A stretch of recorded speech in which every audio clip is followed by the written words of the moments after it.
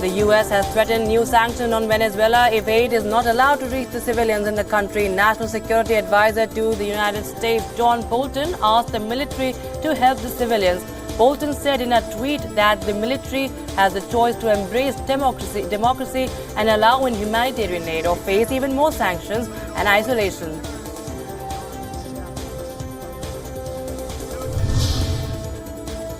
Venezuelan President Nicolas Maduro has announced that he is breaking all diplomatic ties with neighboring country Colombia.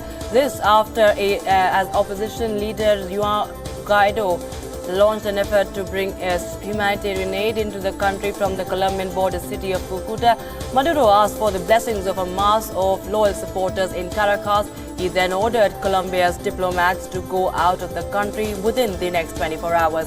He has vowed to defend Venezuela's independence with his life if necessary.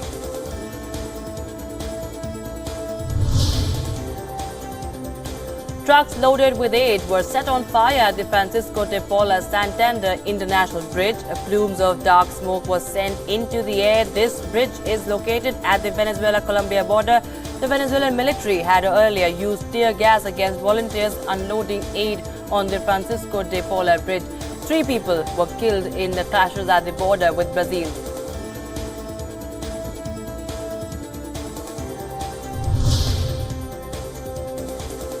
Venezuelan government supporters were trying to block the bridge between Colombia and Venezuela. They were doing this in order to prevent trucks with humanitarian aid from crossing into the country. Men threw rocks at opposition supporters attempting to cross beneath the bridge. Tear gas canisters were being fired onto the Colombian side of the border by the National Guard at the civilians on and around the bridge.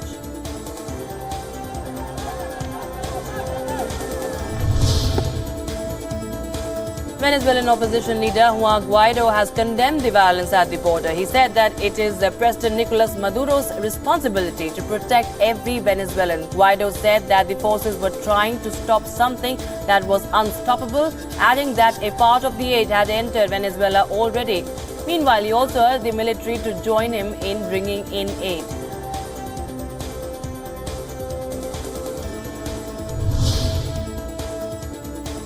Pope Francis has told the Catholic Church that it must admit the mistakes it has made in the past. The Pope delivered this message to bishops and cardinals during a 4-day summit on the sexual abuse of minors by the clergy.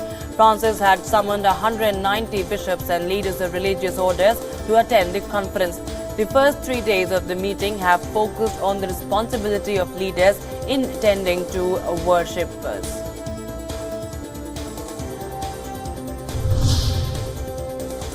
A prominent Mexican journalist has told the bishops and religious superiors that they must meet the victims.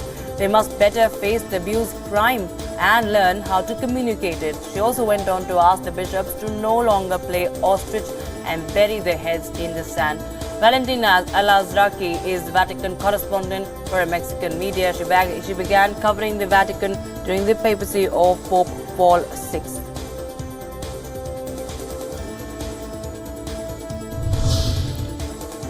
Sexual abuse victims marched to the Vatican to demand change and justice. They were holding a large white cross and chanting "Zero Tolerance."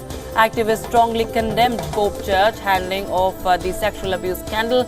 This comes at a time when the Pope was holding a 3-day conference to discuss the issue of clergy sexual abuse. The issue of the destruction of files and lack of transparency in abuse cases was also addressed at the summit.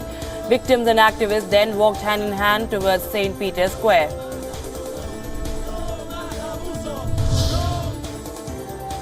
Afghanistan is all set to start sending exports to India via the Chabahar port in Iran. Afghan President Ashraf Ghani and Indian Ambassador to Afghanistan Vinay Kumar will jointly flag off the consignment from Zaranj in Nimroz province today, which borders with Iran.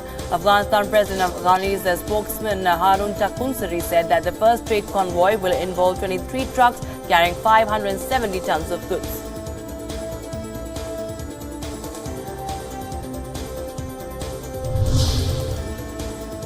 Indian Prime Minister Narendra Modi will inaugurate the National War Memorial near India Gate on February 25th. The memorial will honor soldiers who have laid down their life for the country since independence. It will include a wall with the name of the country's martyrs.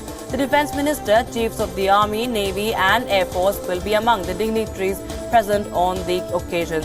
The government in 2015 had approved the project for building a National War Memorial near the India Gate.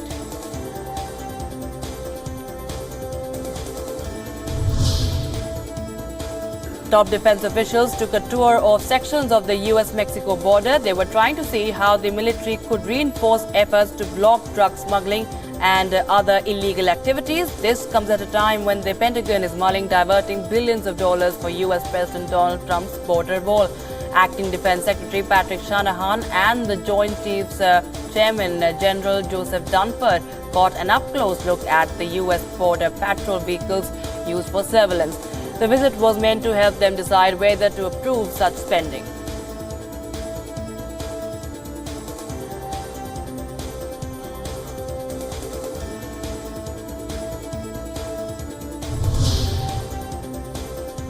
A minibus hit a landmine near Ukraine and Donetsk region. The bus swerved off-road in the buffer zone between the two border posts. The bus carried 3 people, out of which 2 people lost their lives. The driver was killed along with the passenger. The third person was injured and he was taken to the hospital.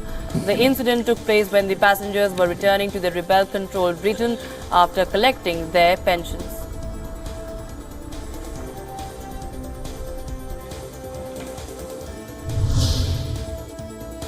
The Yellow Vest protests in France entered its 15th weekend. Tens of thousands of people marched in Paris and other cities.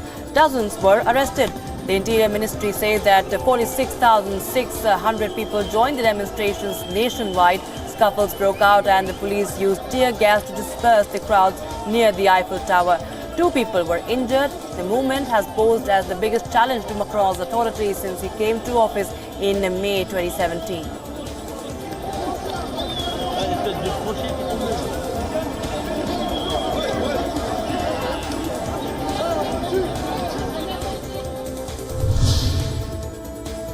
Meanwhile, French President Emmanuel Macron made a marathon visit to the Paris Farm Show. He stayed at the show for over 10 hours, shaking hands with farmers and visitors alike.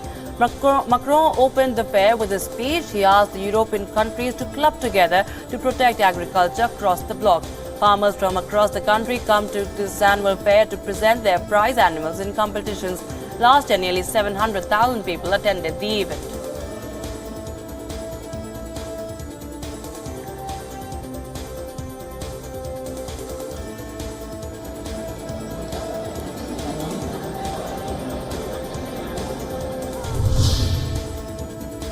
Sudan's President Omar al-Bashir appointed a first vice president and a new prime minister for the country. This comes a day after he declared a 1-year state emergency.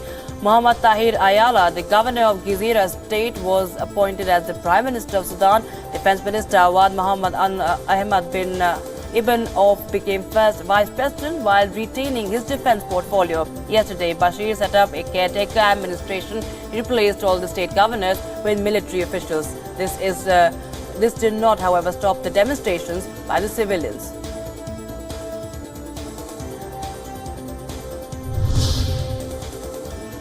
Counting for votes is currently underway across Nigeria for the parliamentary polls that took place after days of violence. More than 72 billion Nigerians were declared eligible to vote in this election as President Muhammadu Buhari seeks a second term in Africa's most populous nation.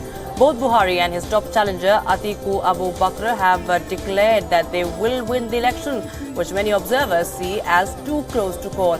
The results are expected to be announced in next 2 to 4 days.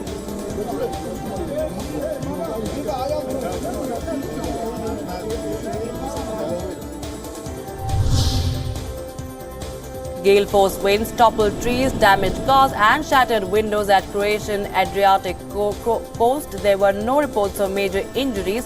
The wind speeds in the region reached 176 kilometers per hour overnight. Land, air and sea traffic was disrupted. Several small wind-driven fires erupted on the coast. One firefighter was slightly injured while tackling the blaze. Some streets have been closed because of flying glass and tiles. A strong wind also struck the area of Bosnia and Herzegovina.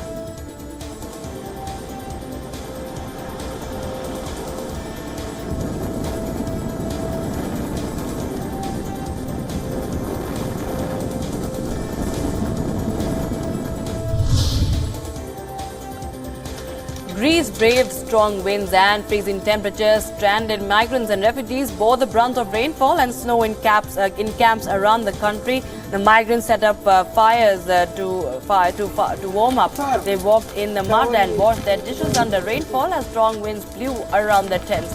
Children living in the camp played with the snow in winter jackets and woolen hats. They threw snowballs at each other.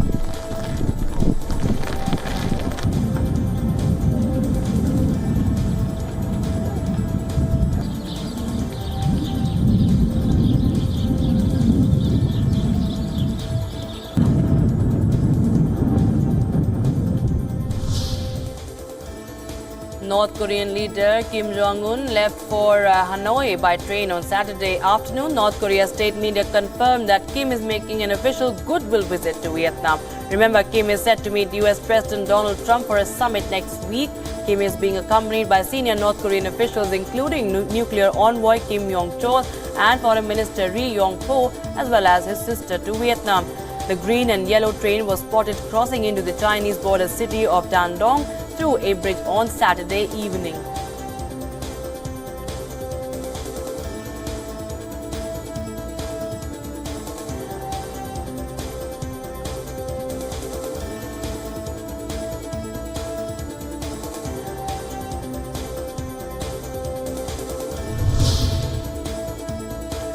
A Hanoi dance group performed an interpretative dance, this in order to welcome United States President Donald Trump and North Korean leader Kim Jong-un.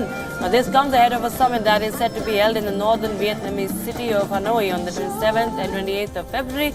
Dancers were divided in two groups. One was wearing suits, the other was wearing dresses.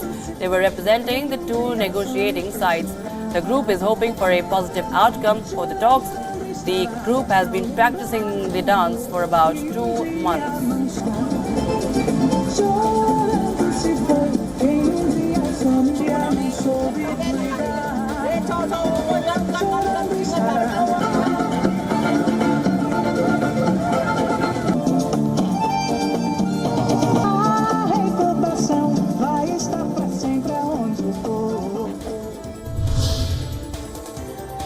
British Prince Harry and his wife Meghan Markle have arrived in Morocco for a 2-day visit. They will be meeting girls at a boarding house run by a non-government organization in Atlas Mountains. All this in an aim to reduce school dropout rates. The Duke and Duchess will attend an equestrian event in the capital Rabat on horse therapy for children with special needs. The couple is also expected to meet a member of the Moroccan royal family later in the day at a palace in Rabat.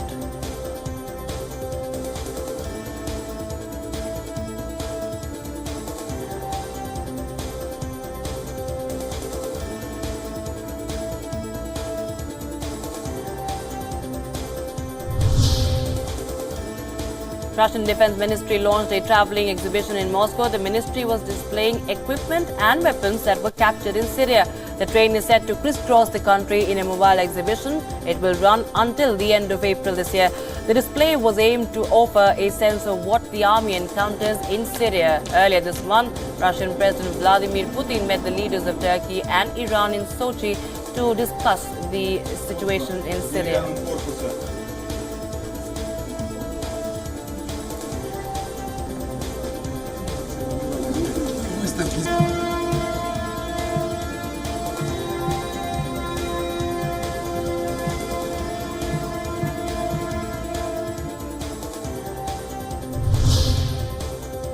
Residents of Lisbon celebrated the tradition of bullfighting. They defended it as an essential part of the Portuguese history. Some say that it is an art in itself. It is not just about bullfighting. It is about breeding of bulls and the love of bulls.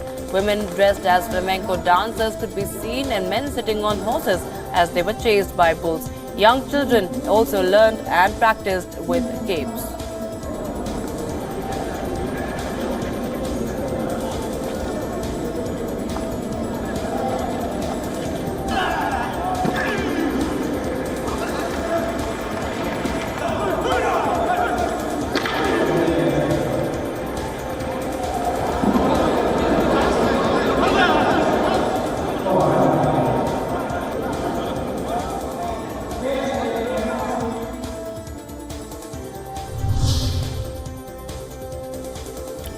Sleighs of all shapes and sizes took part in the Battle Sleigh Festival in a park in Moscow. Some teams decorated their tanks as military tanks to celebrate the Fatherland Defenders Day. The Fatherland Defenders Day marks the anniversary of the establishment of the Red Army. Teams had to go to present to the organizers with their designs in advance. They could participate in groups of 2 to 5. The winner was chosen on the basis of interesting engineering solutions, creative costumes and the distance covered.